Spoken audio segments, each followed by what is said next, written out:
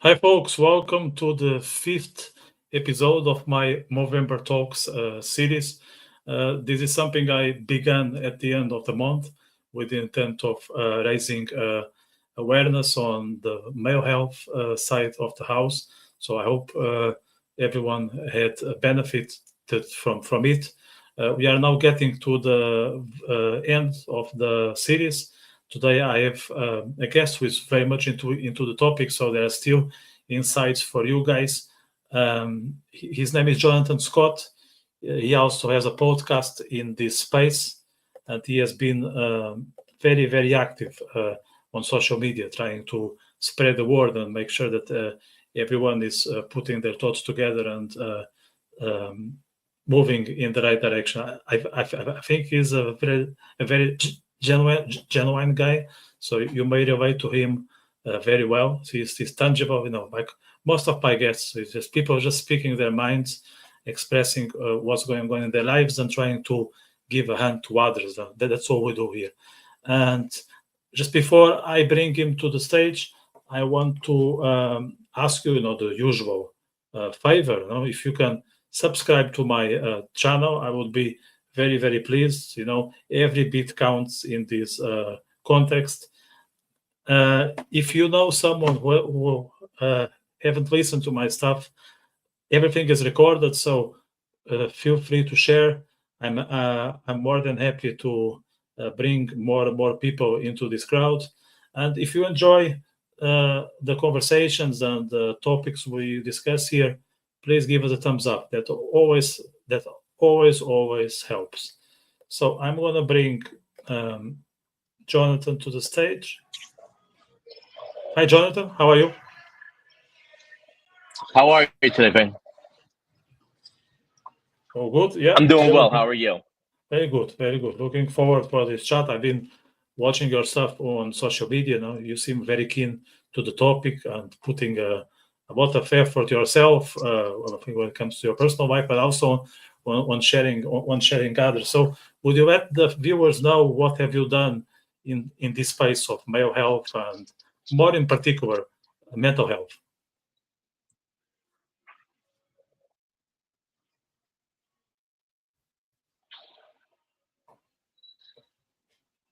Okay, can you hear me? Um, Yeah. One of the things that I realized was I had suffered from depression and anxiety for many years. And when I realized this, I actually was sent away a couple months ago to um, what do like a wellness center. Being at the wellness center kind of brought upon a new life for me about talking about things. I'd never really been open about my mental health issues, but when I was down there, it was an open forum where you could talk freely. We went to classes, but a lot of the real learning came from talking to other people um, inside the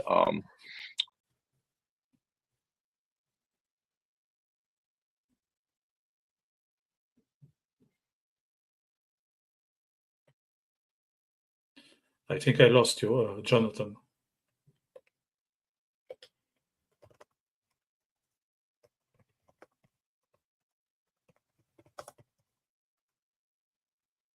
Can you hear me? You're just frozen. So don't know if you wanna reboot or hello. Yeah. Apologies for the viewers. There are some technical issues here. I don't know in which end, but we need to live with that. That's technology.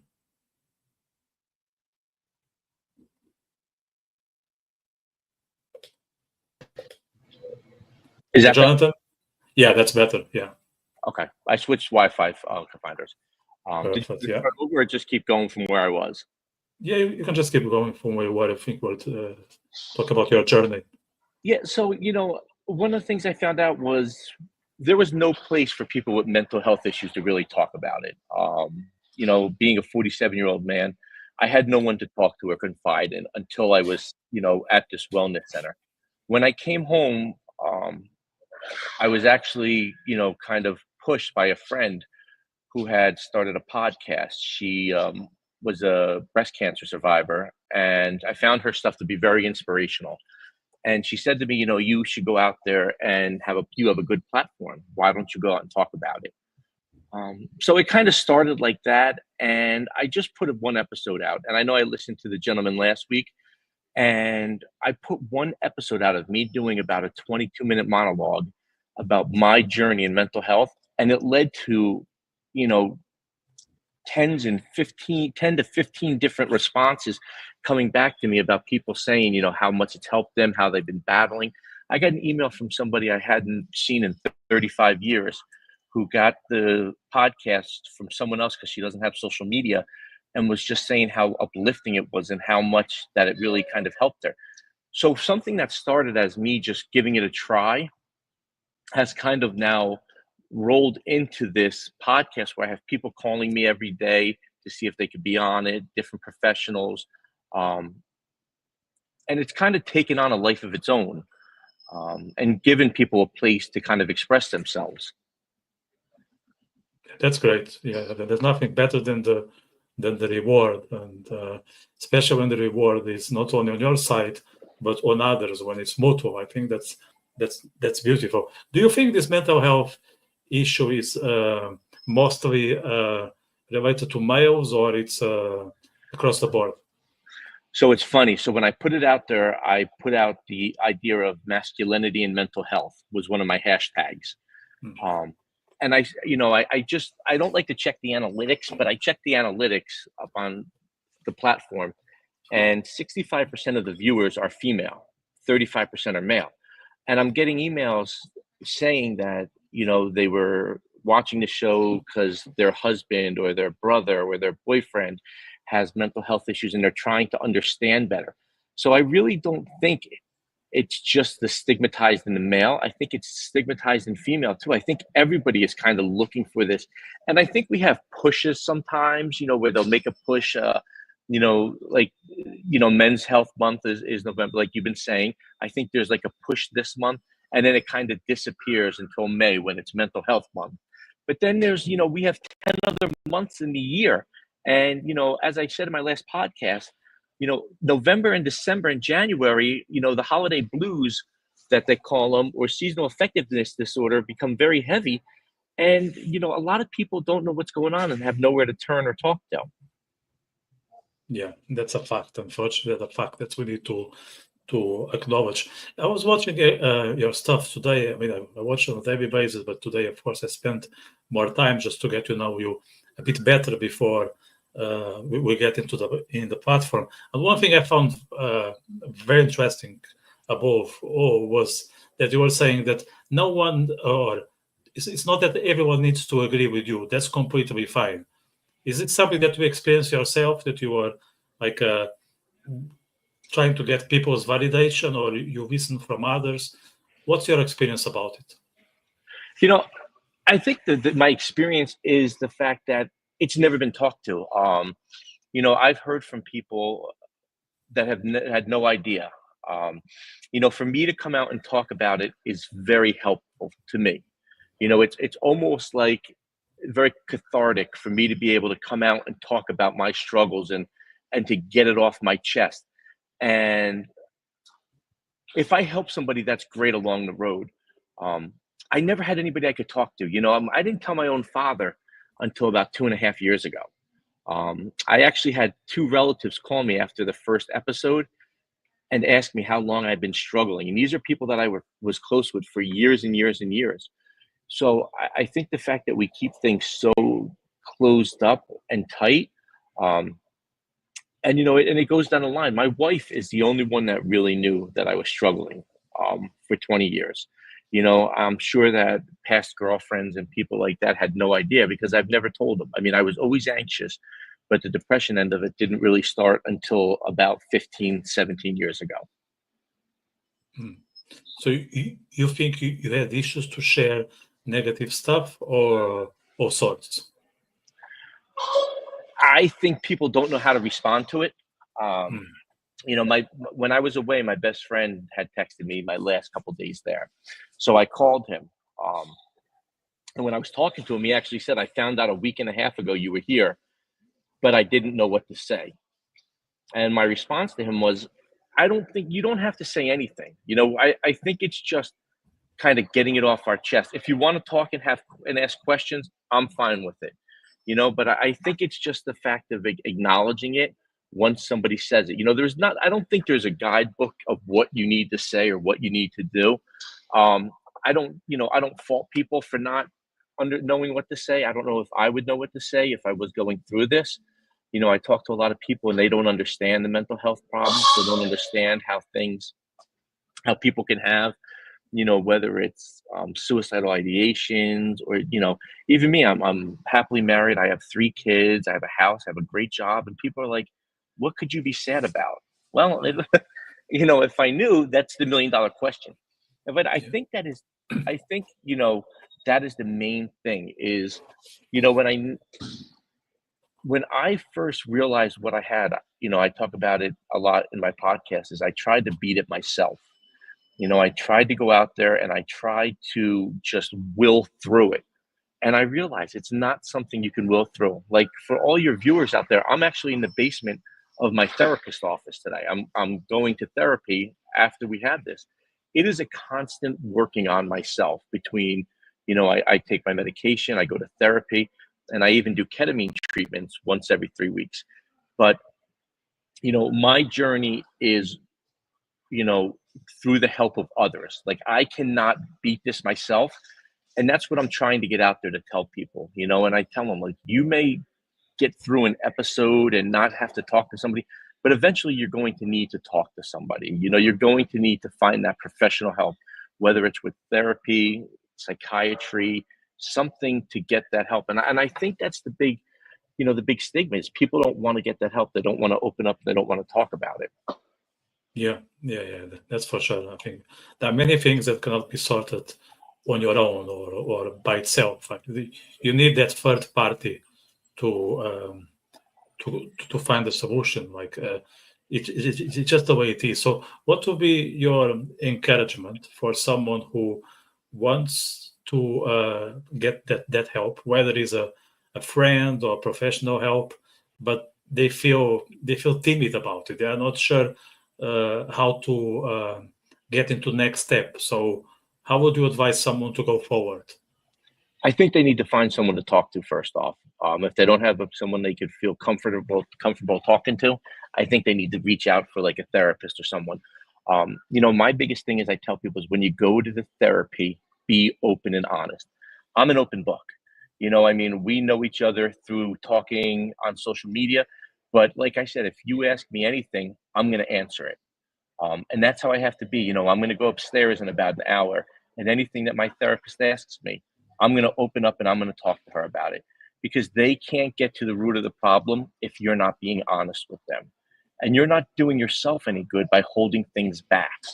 There's all different forms of trauma and reasons why people have the depression and the anxiety. And if you want to look to solve it, you need to look for that professional help. You need to find someone to talk to. I would say opening up to somebody close. If you don't feel comfortable, one of the suggestions I give people is if they're nervous about telling their story, type it up. Type it up on a piece of paper if you don't feel comfortable, and hand it to them and say, this is my story. I don't really feel comfortable coming out, but you can read it, and any questions I'll answer.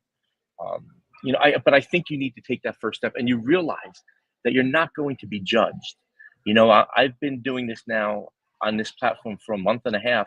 And I've had no negative reaction. Now, will negative stuff come? I'm sure it will, from different people, because that's just the way we are. But, the positives that I've reached are so outweighing. I've had somebody call me and ask me to talk to me, and I always tell them, listen, I'm not an expert. I'm not a doctor. I'm not an expert. But, my saying is that I'm an expert on Jonathan. So what Jonathan knows, I will share with you. And the one thing I always tell them right away is you need to find professional help. If you're feeling that bad that you're reaching out, you go and you find help. Yeah.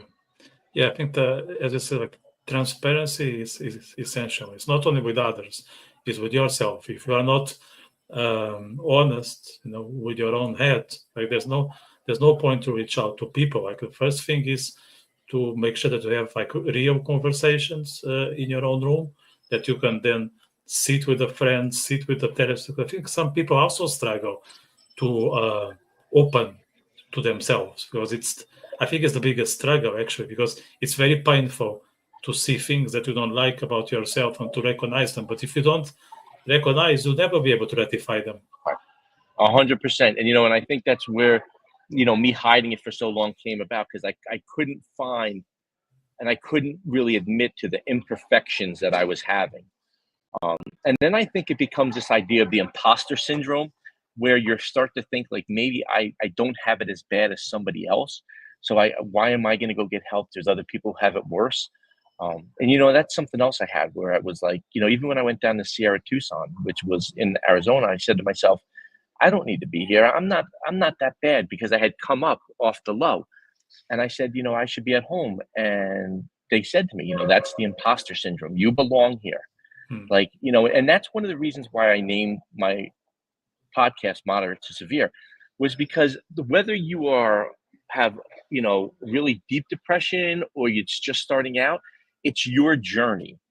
I can't say that my depression is any worse or any less than anybody else's. You feel how you feel. And if you're feeling anything, that's the sign to reach out for help. There's this $1 million question about depression. Some people believe that depression is a biological issue, that people have the innate inclination to be depressed, and some others tend to think that people feel depressed because something happened. Where would you fall in these categories, in your view of depression? So I'm going to say I'm both. Biologically, my great-grandmother died in a mental hospital. So when they used to have the mental asylums, that they would, put you in and pretty much locked you up and threw away the key. And that's where, she died in one of those in New Jersey. So she had it. My mother suffered with it. And then, it came down, and then it's gotten me. But also, I did a genealogy tree when I was away. And, just the trauma that has gone through my family, generation after generation, and my own upbringing, it's definitely, I would say both. It's definitely biological, and, just, living trauma. But yeah, I would agree. I would say that I'm both.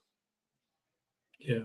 And how can people recognize which one they are? Like, what will be like the best strategy to understand like what is causing my issue?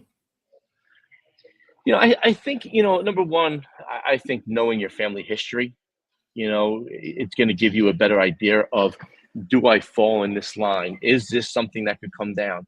It's funny, because I always talked about stopping my family history, being the one that turned it around, just because there were so many years of different things that were traumatic. And I think I'm doing a good job of that. I think if you ask my wife and my kids and the people around me, they would say I'm doing a good job of providing that happy, healthy, safe environment. But I think you need to also, you need to know your family history. I mean, you could have the greatest upbringing, but if it's genetics, we know, you can just, and I don't want to say they're bad genetics. It's just what you're dealt. It's the hand that you get dealt in life, but it does help, and one of the things that I work on at therapy is we do trauma therapy, and we go over some of the trauma from when I was a child,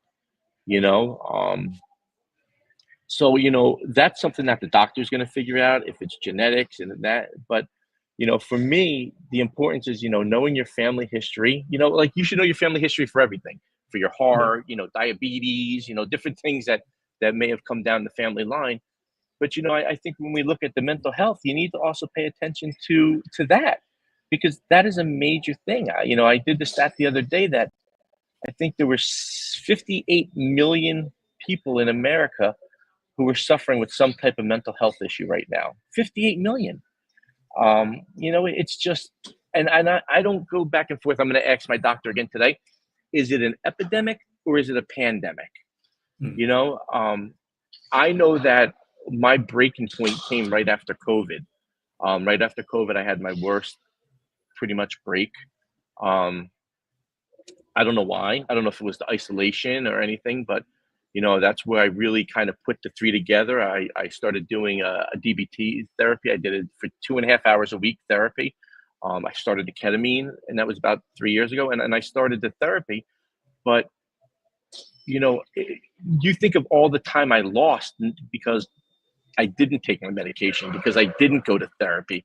Um, and that's one of the big things I'll say, something that really gets me choked up. And I'm an emotional guy. I'm a big guy, but I'm a big teddy bear. Um, is when I do see like the 18, 19, 20-year olds going to get the help. Um, I think that would resonate more than me talking, because of the fact that, I wish when I was 18, 19, and 20, I had, just the ability to go seek out help, but I didn't, and now I'm 47 and finally doing it. But, those 18, 19, and 20-year-olds really put a lot out there. Yeah, but I think in our generations, it wasn't a thing. So I just want to set aside some blame or guilt, because it wasn't that common. Like you would probably talk to a friend or to a relative, but seeking professional help wasn't really in the cards. So you wouldn't No, do that. Like to be exception. I think maybe the States is different, but you tell me. no, like I said, I told my dad 3 years ago, and he had no idea. And he was like, "Do you need money?" And I was like, "No, I don't need." I said, "No, let me rephrase that." I was like, "Yeah, I could always use a couple dollars, but Yeah, that's what I want to say. it, yeah, it's not." I was like, "That's not going to fix it." It's not that type of problem. And he just couldn't believe it. He was like, "You were always a happy-go-lucky kid," and I was like, "Yeah, but that was the mask I was wearing." I was Mm. wearing the mask of the, and I was happy, but there were deep struggles and deep, issues that I was dealing with. But even when I did the DBT, I did it Zoom, which is the dialectical behavioral therapy. I did that Zoom, and I was the oldest one there by about 15, 20 years. And I used to tell him all the time, like, I am just so proud of the fact that you're reaching out and getting help at this age. Like, I wish that I had those 20 years back where I struggled. Um, but you can't move backwards. You got to move forward. So I am happy with what's going on now, and the help that I am getting. Yeah, and I think one key aspect that probably was part of this conversation that we touch base without even mentioning is awareness. I think it's essential. If you know where you are and what's your circumstance, how did you get here, what is on the pipeline, that helps a lot. At least there is some clue on how to navigate. And I think most people's issue is that they are zombies without knowing that they Right. are zombies. And it's even scary to see. Yeah, listen, my mom had a lot of health issues. So there's certain things that I know that I can't do. Like, I have to watch my diet. I have to do, certain things because I know that runs in my family. And I think the same is with mental health. I keep an eye on my children, and because I want to make sure, like, I don't want to miss anything. I don't want them to have the conversation that I had with my dad in 15 years and tell me I really struggled through this. I wish I could have talked to you. I don't want that. Um, so yeah, it's just so important to know what's coming down the pipeline, or what could potentially be factors that you're going to have to look out for in the future. Yeah, I was just thinking from a parent perspective, like yourself. I believe that especially men, they would have issues about uh, their kids knowing that the father needs to go to see professional help. They cannot sort it by themselves. It may be even seen as not a mature thing or even masculine. Now, I know I believe that that's wrong, but not everyone sees that way. How would you advise someone who, but they are fully sure that they need that helping hand, but they are not comfortable with the idea that people will know it at home? They know. Um, your kids know. When I told my kids I was here in this office, and my therapist told me I had to come back with my wife, so we came back 2 hours later, and she pretty much told me, you need to go away. You need to go. That was a Thursday. I flew out on Saturday. Thursday night, we told my kids that I had to go to a wellness center, that I was having, issues with my emotions. And they knew. They were like, "You need to go, Dad. We know you struggle.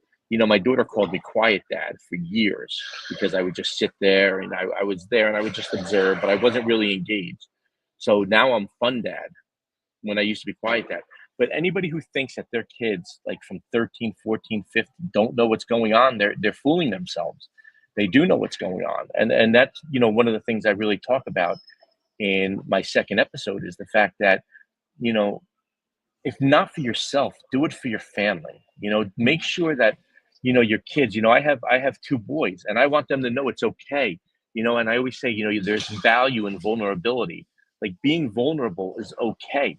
We all want to be these macho men, but I want to be a macho man who lives to 75. I want to be somebody who is healthy and taken care of and my kids are taken care of. And people I don't even know are taken care of. So that would be my big thing is if you don't think that your kids know and you think you're hiding it from them, you're not. I'm a school teacher, and last year one of my kids came up to me. I'll never forget it and said, "Mr. Scott, what's going on today?" And I was having a real rough day. I said, "Nothing." Why? He goes, "You're not yourself." And the kid had struggled with depression because I had him as a freshman and sophomore. He was a senior now. And he goes, "You're depressed today. You're not yourself." And I was like, "Why are you saying that?" He goes, "Because I could tell." And they can. The kids know what they're feeling. So I would say to someone, really think to yourself and probe a little bit and ask, talk to your kids about it. But yeah, don't think you're fooling them. Yeah, I think that's a great insight. Like all the others to share, I think you are very direct. You are an open book as you describe yourself. I think there's no better metaphor than that. So I think it's a great benefit for the viewer. So I'm gonna add your link to the description for people to follow. I think you are on Appreciate Spotify. It. Yes. Yeah. So people can follow that and can also check you out in social media and Instagram and I think Facebook. That's why I think where we met first. So yes, Jonathan, absolutely. thank you very much for the insights. All the best for your personal and professional journey.